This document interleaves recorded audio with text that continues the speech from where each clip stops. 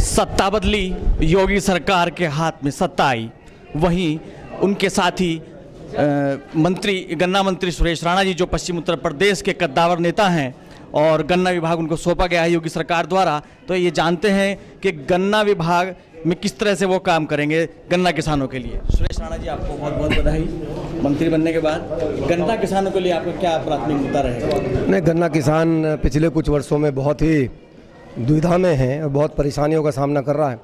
मैं आदरणीय मुख्यमंत्री जी को बधाई देना चाहता हूं कि जैसे ही वो मुख्यमंत्री बने, गन्ना किसानों के लिए उन्होंने बड़े महत्वपूर्ण निर्णय लिए।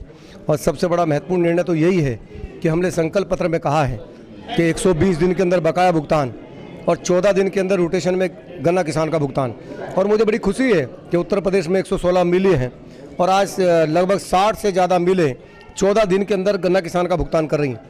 जिन मिलों का भुगतान नहीं हुआ है उनसे लगातार हम बातचीत कर रहे हैं, उनके संपर्क में हैं और लगातार जो कार्रवाई होनी चाहिए सब कार्रवाइयाँ कर रहे हैं। हमारा दृढ़ संकल्प है कि जो हमने संकल्प पत्र में कहा है वो सारी चीज़ें हम पूरा करेंगे। और मुझे ये बताते हुए बड़ी खुशी हो रही है कि पिछले साल इसी समय यदि हम देखें तो 60% भुगतान हुआ था गन्ना किसानों का। आज हम लगभग 82% गन्ना किसानों का भुगतान कर चुके हैं, लगभग 22% ज़्यादा है।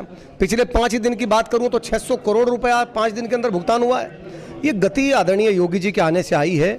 उनकी जो कार्यशैली है, उनका जो प्रशासनिक अनुभव है, उनकी जो किसानों के प्रति मर्म और दर्द है, ये सब उस बात का द्योतक है। और मैं उम्मीद करता हूँ कि गन्ना किसानों की तमाम समस्या बहुत ही जल्द खत्म हो जाएंगी। 2019 का चुनाव भारतीय जनता पार्टी के सामने है, तो क्या 2019 में पार्टी राम मंदिर और 3 तलाक के मुद्दे को लेकर तुष्टिकरण की राजनीति करना चाहती है? आदरणीय प्रधानमंत्री जी ने कहा है सबका साथ सबका विकास। आदरणीय योगी जी विकास के इतने काम कर देंगे कि किसी और मुद्दे की आवश्यकता ही नहीं होगी। अखिलेश यादव जी ने कहा है कि ईवीएम में घोटाले की वजह से भारतीय जनता पार्टी जीते, बैलेट पेपर पे चुनाव कराया जाए, तो वहाँ से कहाँ तक सहमत हैं? जब व्यक्ति बुरी तरह से परास्त होता है तो बौखला जाता है। वो बौखला रहे, इसलिए मैं उन पर कोई टिप्पणी करना नहीं चाहता। ये थे हमारे बीच में गन्ना मंत्री सुरेश राणा जी। इन्होंने कहा है कि वो गन्ना किसानों के लिए जी तोड़ मेहनत करेंगे। राम कुमार पुंडीर, पंजाब केसरी टीवी, सहारनपुर।